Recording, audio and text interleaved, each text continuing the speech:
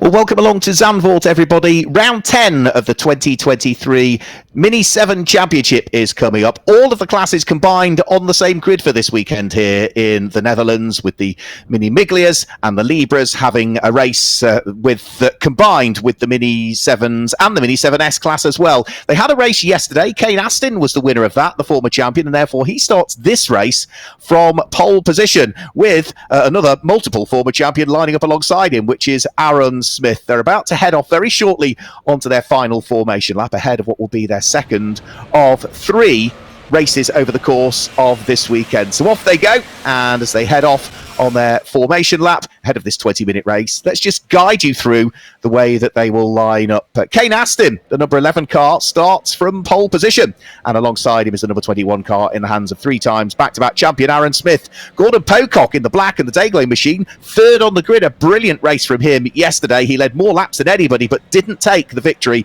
He's got former British Touring Car champion and former Miglia champion Andrew Jordan for company. Row 3 of the grid is another former champion, Rupert Death, number 23, in his newly liveried car for this weekend. An all-black car from him. Alongside him is the blue machine in the hands of James Cuthbertson. And it's Colin Peacock and Sean King that sit there on row number 4. Ben Colburn and Larry Waugh are there on row number 5, with Johnny Kent and Mark Sims on row number 6. And it's James Colburn who's got Jeff Smith, 3 times Mini7 champion for company, sitting there on row number 7.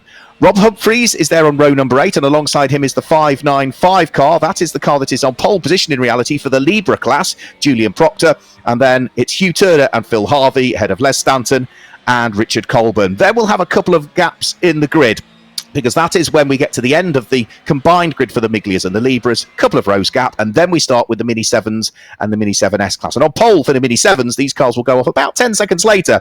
It is Mike Jordan, who has got the reigning champion, Conor O'Brien, who's had a really difficult season so far for company. Then it's Spencer Wanstall and Ross Billison on row 2 for the Mini7s, with Joe Thompson and Glenn Woodbridge lining up there on the third row for the Mini7s. Row 4 for the 7s is Paul Woodbridge and Stephen Hopper, with Graham Davis and Darren Thomas on row number 5, Damien Harrington and Andrew King on row 6, and Joe Polly on her own on row number 7. And then after that, we get the Mini7S classes coming up, and in reality, it's Fraser Hack that might be starting towards the tail end of the field, but he is on pole for the main Mini7S class alongside Jonathan Page, with his father Andrew Hack starting directly behind him on the grid ahead of Chris Pryor. Stuart Gilby, Dave Rees and Matthew Ayres line up at the tail end of the field. A huge grid of cars. Something like 39 cars are here in the Netherlands over the course of this weekend.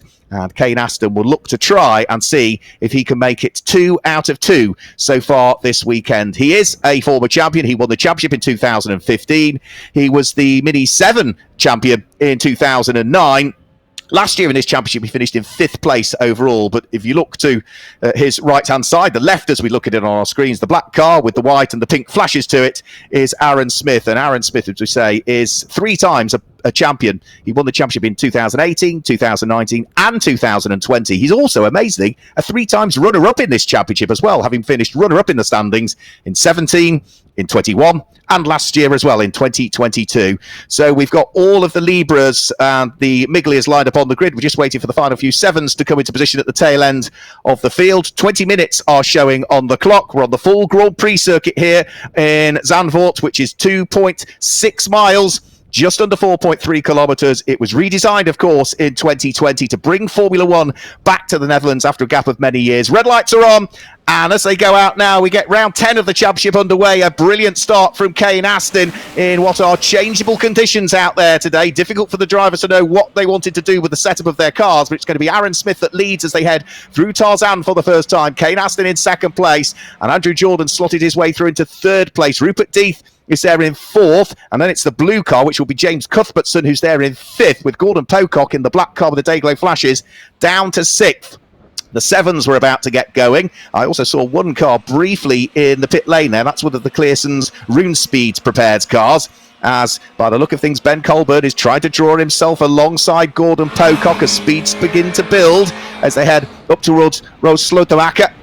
And is he through? Yes, he is. Gordon Pocock at the wheel of the black and the Dayglow yellow machine has lost another place. The 7s get going. It looks as though it's Spencer Wanstall to the right of your screens in the red car with the headlamps on that's got the better start over the reigning champion, Conor O'Brien. So he will lead the 7s in the early stages.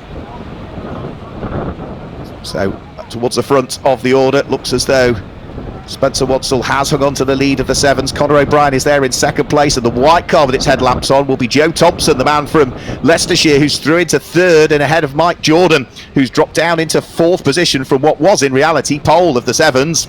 There goes Jeff Smith, 3 times a former Mini7 champion. There's contact further back. Darren Thomas, by the look of things, and Fraser Hack almost rubbing with each other. There's another little rub as they come out of the corner. That will delay both, and they lose places to Damien Harrington, who eases his way through and past. So bits of bodywork just starting to fall off those 2 cars after the light touch between them all, but it is still greasy and damp in places around this circuit, and I think that was a puncture for Fraser Hack as he came through the corner there. The front left of the car all of a sudden I think had a puncture there. Just caught it on the camera before we pick up with what's going on at the sharp end of the sevens. See speeds beginning to build. Great fight. 6 cars have broken away for the lead of the Mini7 overall race lead, but it is Spencer Wadsall that's leading the way at the moment from Joe Thompson in second place, and there is Fraser Hack. Yeah, he is out of the car. There clearly was a problem. You could see the frustration as he slams the door closed on his car. He, I'm afraid, is out of the race, the man who lies third in the championship standings in the Mini7 class. Back to the overall leaders at this stage. Those top few cars having broken away. Kane Aston leads Aaron Smith. Then it's Andrew Jordan. From then these 3 cars, Rupert Deep, Ben Colburn and James Cuthbertson. So Ben Colburn now up into 5th position. James Cuthbertson in the blue car down to 6th as they continue to build the speeds again. Through the right and the left flicks up towards Skyflack, which is turn number 4 here. There's Fraser Hack's stranded car in the background there on the exit of Skyflack. But for the lead of the race, all of the time, Aaron Smith looking to try and build an advantage from Kane Aston and Andrew Jordan. Those front 3 cars have just pulled away from the 4th, 5th and 6th place battle. Remember, it's a 20-minute race. We've got 17 minutes still to go. Aaron Smith looking to see whether he could scoop up for him what would be win number 2 of the championship season. And for the main Mini7 class, by the look of things, no longer is it Spencer Wadsall in the lead. It's the white car, the number 80 car of Joe Thompson, that's gone through to pick up the lead. And Spencer Wadsall, who was leading that, is now down into 3rd in the category. Kane Aston allows Andrew Jordan to squeeze his way through, left the door open a bit, didn't quite get the braking point right potentially there, but gets a better run coming out of the corner and is now starting to close in once more on the car that's just taken 2nd place away from him. And all of this is playing beautifully into the hands of Aaron Smith, who's starting to just gap them all and disappear up the road. Here come the mid-pack runners in the Mini7 class. And that's Stephen Hopper who's had an off. Damage to the front of Stephen Hopper's car, and you can see all of the coolant on the floor as well. So Stephen Hopper's had an off somewhere, and I'm afraid that is going to bring out the safety car. So all of that hard work that Aaron Smith had done to build up the advantage is all going to count, but not a great deal, I'm afraid. So we go full course caution here in the Netherlands. So it's round 10 of the championship. They've got another race to come up later on over the course of the day before they then return to the UK with races, a double header at Brands Hatch on the Indy circuit as part of the mini festival. Then it's up to Croft in North Yorkshire, and the final 2 races they go back to Silverstone where they started the year. So safety car is guiding them around. You can see the start there. You can see the little bit of contact between Darren Thomas and Fraser Hack, and then at the next corner, front left of Fraser Hack's car went down. That was an off for Stuart Gilby, who managed to just keep it out of the barriers and on the grass. There's the frustrated Fraser Hack. Look as he closes the door. Yeah, big slam. Tells you everything that you need to know about how he's feeling at the moment. Also, we were 3 wide further back through the order. Johnny Kent raising a wheel, the ever familiar name in mini racing, whether it be in historic cars, but it is Stephen Hopper's car that's brought about the safety car, and also probably with Fraser Hack's car stricken where it is as well. Sensible thing with a couple of cars needing a bit of assistance. We can get them out of harm's way and then get the race underway, but Stephen Hopper clearly has had contact with something or somebody, because you can see the coolant on the floor. So they'll be weaving around to try and maintain the temperature in the Control Dunlop slick tyres that the Miglias run. It is a treaded tyre that the likes of the Mini7s and the Mini7 class cars run. But what is a strange old day here in the Netherlands. Very, very windy it's been over the course of this weekend. You can still see the damp patches around the circuit as well.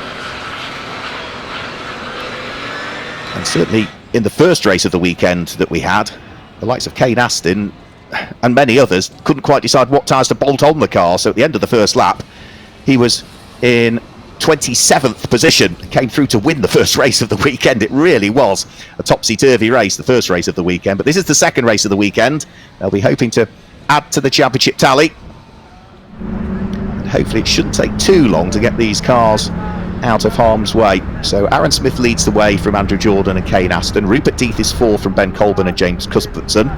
Down in 12th place, Richard Colburn leads the Libra class at this stage from Hugh Turner and Les Stanton. The Mini7 class, the Mini7 class I should say, is being led by Joe Thompson from the reigning champion Conor O'Brien and Spencer Wanstall. And the Mini7S class, it is Andy Hack, who is another former champion. He was a champion in the Mini Miglia class back the best part of, it's amazing to think so, the best part of 15 years ago now, 2007, 2008, 2009, Andy Hack won the Miglia class, but he's back in the S class this year, and at the moment is leading that down in 25th position overall. So a bit more weaving round to be done. The advantage that Aaron Smith had built up in the lead of the race, he's got all of that hard work to try and do again. The race yesterday was won by Kane Aston to the tune of some 15 seconds in the end. That was the lead advantage that he had built up. Well, with this safety car period, Aaron Smith will be hard pressed to try and build a similar advantage in the second race of the weekend. So safety car still out there for the moment. Are we going to see the safety car peeling this time through? No, the lights are still on, so it's coming over the start finish line. There's the reprofiled final corner here at Zandvoort. Arie Luijendijk, that banked section of it. But the reason that we are still under full course caution is because Stephen Hopper's car has not as yet been moved out of harm's way. And equally, our hard-working marshals here are still in the process of sweeping up the debris from the track and making sure that the coolant or whatever it was that was deposited by his stricken car is dealt with as well. So you can see them all just busy weaving around. They want to get on with it, but equally as much they'll know full well that until it's safe to go racing, there's not a lot they can do. The white car with the red roof and its lights on heading towards us is Joe Thompson, who leads the Mini7 category. And the white car with Hack written on the front and the yellow roof, that's Andy Hack, who leads the Mini7S class at the moment. He's doing a good job, actually. He's got a few Mini7s sitting behind him. You can tell the different classes by the windscreen headers, in reality, of the cars. So ones with the green windscreen headers are Mini7S class. The red windscreen headers are Mini7 class. Stephen Hopper's car is towed out of harm's way now by the recovery unit, which means that once that is back behind the barriers, both the car and the recovery unit, we, fingers crossed, might be able to go green at the end of this lap, but we'll have to wait and see as to where the gap is in the barriers to get that car out of harm's way. Great view through the other sort of banked curve that we've got, which is Hookerholz, and then from there it's Hunzerüge, and then you start to build the speed as you head through the twists and turns of the sort of right and left and right, and it goes uphill, this section here of Rob Sloterbacher. Great little section this is, and this is the point at which, if you look at the two pieces of tarmac off to the left hand side, you can either have it as the full Grand Prix circuit with a chicane, or you can run the short version of Zandvoort and sort of hairpin at that piece of tarmac in the background and head back down the straight towards Hans Erst, as it's known, which is the very tight right and left chicane stroke hairpin. So they are safely heading now through Masters Bocht, which is turn 6. Turn 8, I should say, and then down towards turn 9 and turn number 10. And next time we've got to look at the safety car, we'll be able to pick out as to whether its lights are still illuminated. The lights are still on. Our lights go out now, so that's the suggestion that we're going to go back to green flag racing this next time through, when we're only halfway through this race as well, so we've still got the best part of 10 minutes to go, 9 3/4 minutes to go. So the safety car will accelerate away. Aaron Smith will then control the pace as to when he wants to get things back underway. Lots of weaving being done from side to side. And for the moment, Aaron Smith has not jumped on the throttle pedal as yet and gone for it. Once he's jumped on the throttle pedal and gone for it, there's no more hanging back. Now, they head through Hans Erst and then up towards the next right-hander, which will be Kumo. Now there is Stephen Hopper's car. That just shows what he was trying to get the car out of harm's way, but no, unfortunately that was not to be the case. The lights are still on the safety car. I thought they'd gone out. So there's Stephen Hopper. He's out the car. He's absolutely fine. Just doing some replays of the clearing up of the incident, but the yellow flags and the safety car boards are coming in, so we are about to get things back underway with 9 minutes still to go in round 10 of the 2023 Championship. And as they head up towards Tarzan, Aaron Smith is under pressure from Kane Astin, who thought about going around the outside but then leaves the door open for Andrew Jordan. Rupert Deeth, who's a former champion in the all-black car, is not that far behind. Rupert is a 3 times champion as well, 2014, 2017, 2020, finished 3rd in the championship a couple of years ago when he was back to becoming the champion last year, and his new number 23 car in its black livery rather than the familiar silver and orange is starting to put Ben Colburn under pressure. For the lead of the sevens, Joe Thompson has hung on to the lead of the sevens, but he's got the reigning champion, number 1, Conor O'Brien, right on his tailpipes. Brilliant squabbles all the way down through the order. Ross Billison's having a good run. He's up to 3rd, but he's got Spencer Watson trying to sneak up the inside in the 73. Mike Jordan's trying all the way around the outside, and also Glenn Woodbridge in the blue number 5 car trying to get in on the mix as well. So this little quartet of cars fighting over 2nd, 3rd, 4th and 5th in the Mini7s at the moment as we go back to the Miglias, and Aaron Smith has picked up where he left off really. He's built a gap between himself and the car that's now in 2nd place, which is no longer Kane Astin. It's the number 77 car of Andrew Jordan that's through and has taken up the position. Andrew Jordan, another former champion. He was the 2021 Mini Miglia champion, but he's coming under pressure now from the 2015 champion. Kane Astin right behind him. Towards the braking area for Hans Erst, they will go. They flick right, then through the left-hand hairpin, and down the very short straight that brings them up towards Kumo, where the speeds begin to build all of the time.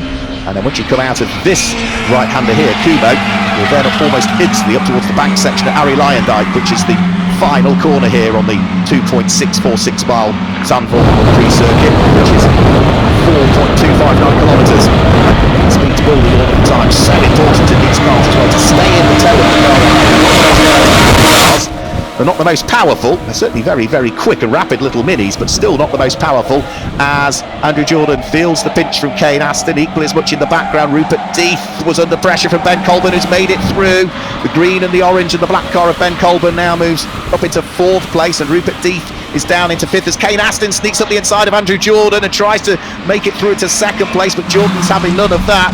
They're all on the grass in the background by the look of things. Joe Polly is on the grass there. I think that was Jonathan Page in his Mini7S class that also recovered from the grass and is back on the tarmac, so something happened there. But for the lead of the sevens, it is the reigning champion, which is Conor O'Brien, trying to go all the way around the outside of Joe Thompson, who was 3rd in the championship last year and the year before. Can he close the door on the reigning champion? He's trying to squeeze him, but no, by the look of things, he can't go through there. Conor O'Brien, he's on the outside line for the next of the corner, but will have the inside as they then head up towards Hugenholtz. So through has gone Conor O'Brien, or has he? No, on the way out of the corner, Joe Thompson gets the better drive off the corner and picks up the lead of the Mini7s once more. Brilliant stuff. 5 minutes still to go. Joe Thompson trying to drive the wheels off the thing. Quick replay of exactly what happened. You can see in the background there must be some sort of fluid down, because several cars all skittering off the tarmac, so somebody's definitely deposited something down there for 5, 6, 7 cars all to disappear off the tarmac at the same spot. I don't think the weather conditions have closed in at all, albeit it has been a changeable day generally here in the west coast of the Netherlands.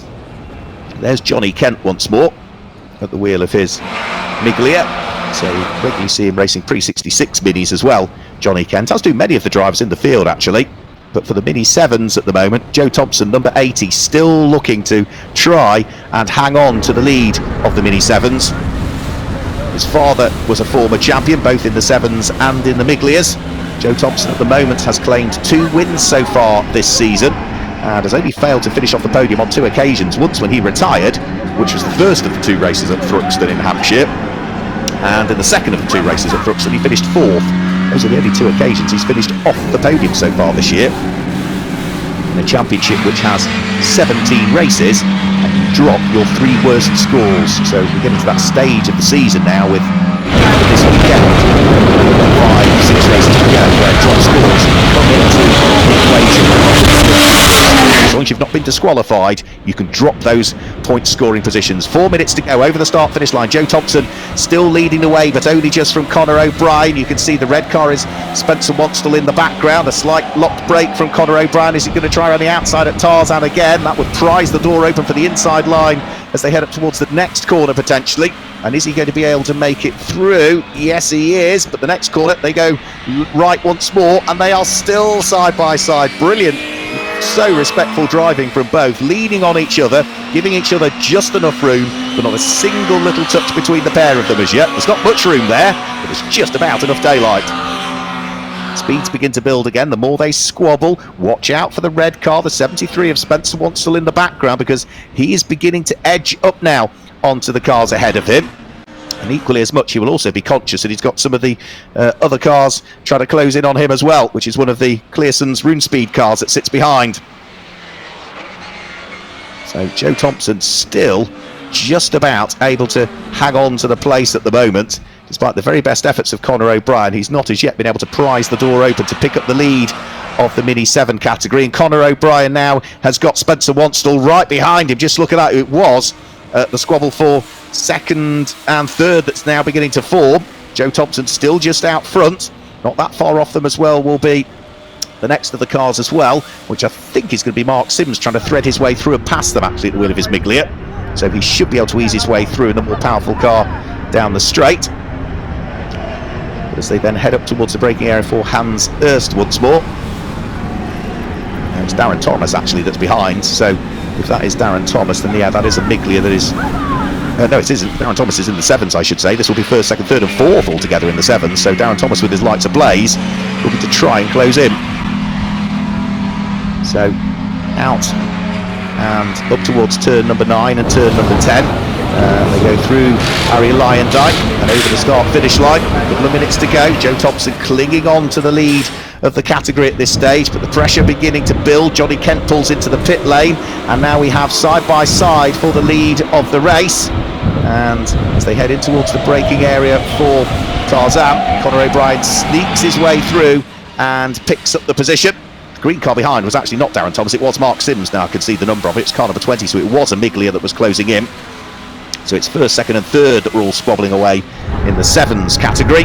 But out front, Aaron Smith has broken the toe on Andrew Jordan behind and is looking good here with a minute and a half to go to potentially scoop up for him what would be only his second win of the championship season, Aaron Smith. What Aaron has done this year is be unbelievably consistent.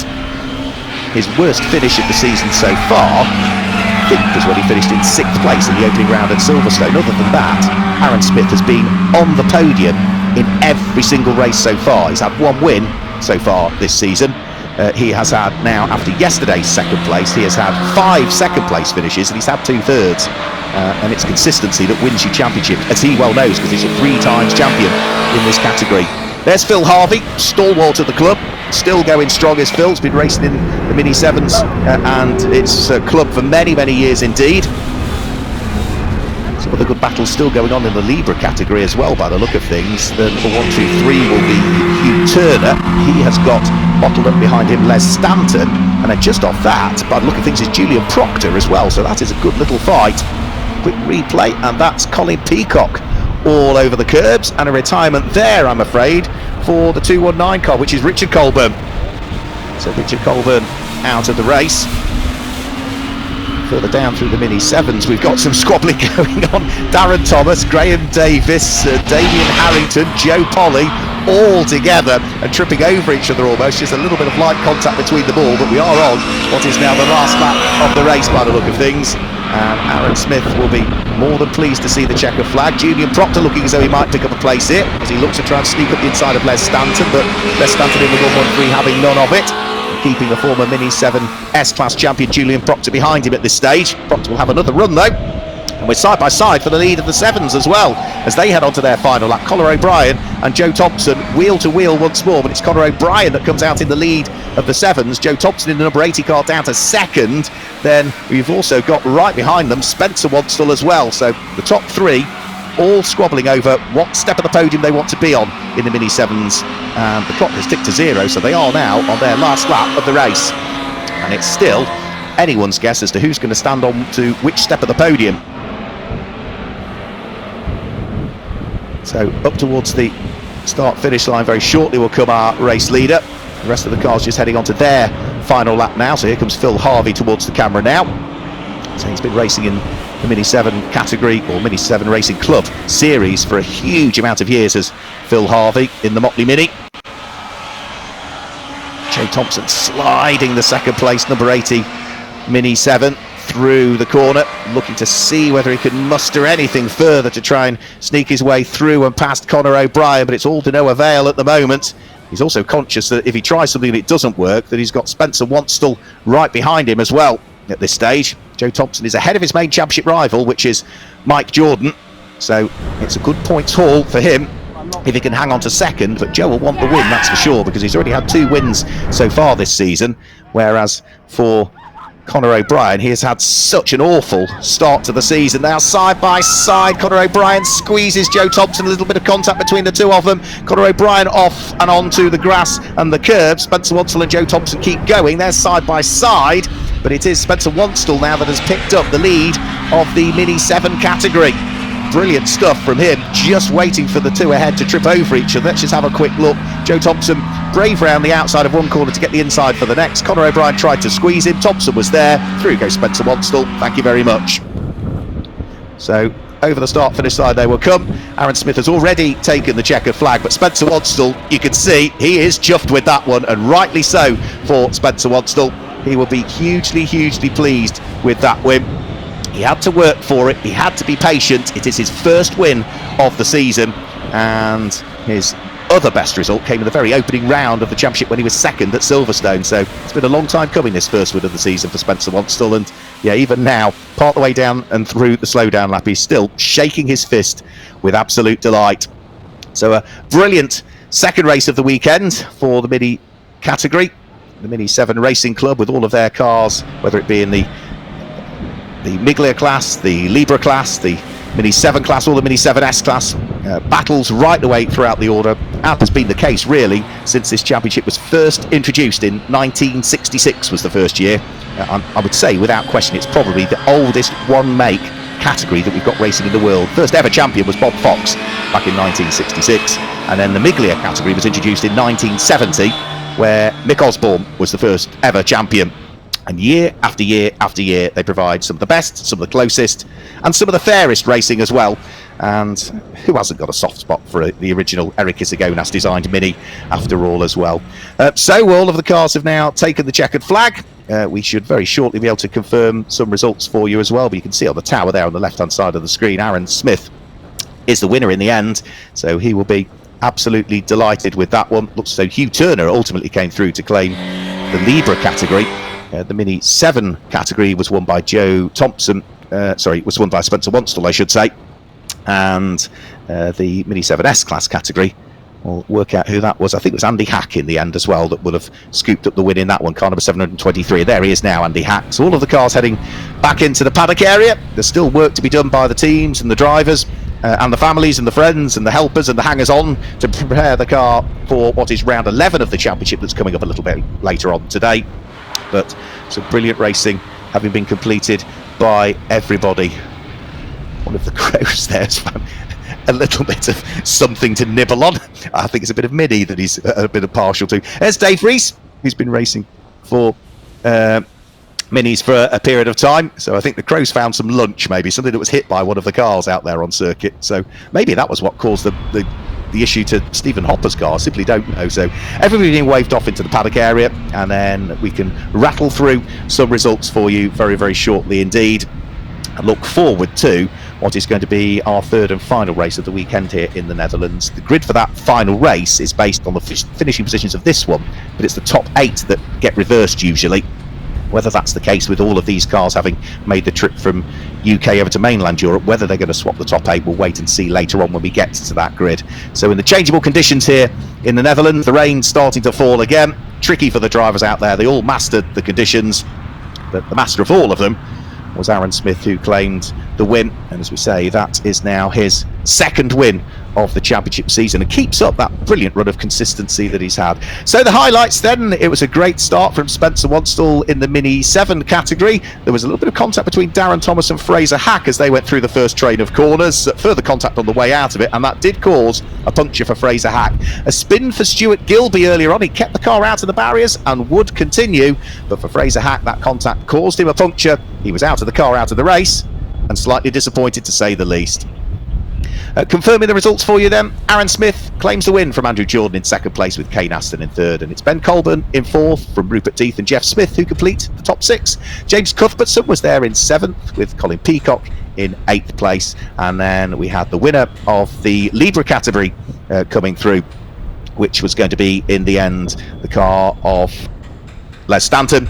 The main Mini 7 category was secured by Spencer Wanstall, and the Mini 7 S-Class category was secured by Andy Hack. And that is at least some consolation for the Hack family, with his son Fraser having departed the race very, very early on. Stephen Hopper's car brought about that safety car period.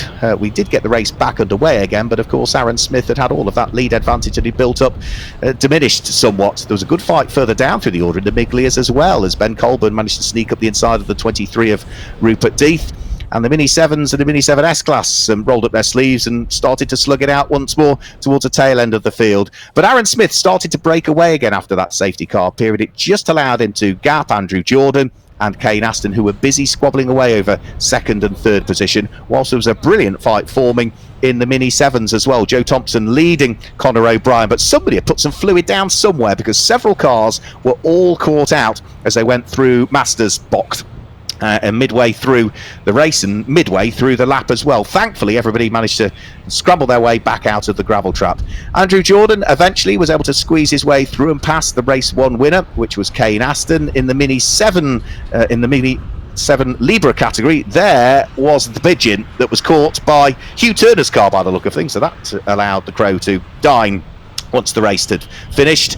And as we looked elsewhere through the order, we'd still got that great fight going on for the lead of the Mini 7 category. There was no let up in the pressure that Conor O'Brien was applying to Joe Thompson, and the two of them would eventually get a little bit too close to each other. They were giving each other just about enough room at this stage of the race, but as we saw towards the end, it simply wasn't to be. Colin Peacock had a bit of a rally crossing moment as well and was able to rejoin the circuit, the man based in London. There was retirement for Richard Colburn quite late on in the race as well, one of three members of the Colburn family. He's the dad that was racing here this weekend, and things got a little bit tight for 4th, 5th, 6th, 7th in the Mini 7 category as well, with Darren Thomas, Damien Harrington bumping into each other. Paul Woodbridge got involved as well. Graham Davis wasn't too far away. Joe Polly wanted in on the fun as well. So that was a really good little squabble that they were all having. But the top three in the Mini 7s were long gone. Conor O'Brien and Joe Thompson still fighting it out, whilst the red car of Spencer Wanstall had the best seat in the house, the number 73 car. He just hung back and waited for his moment to come. And it would come later on in the race. Les Stanton and Julian Proctor were having a good battle for second and third, but finally there was that little bit of contact between Conor O'Brien and Joe Thompson, which pitched Conor O'Brien off and onto the grass on the outside of the corner, and it allowed Spencer Wanstall to sneak his way through and grab the lead of the Mini 7 category, and with that claim his first win of the 2023 championship season.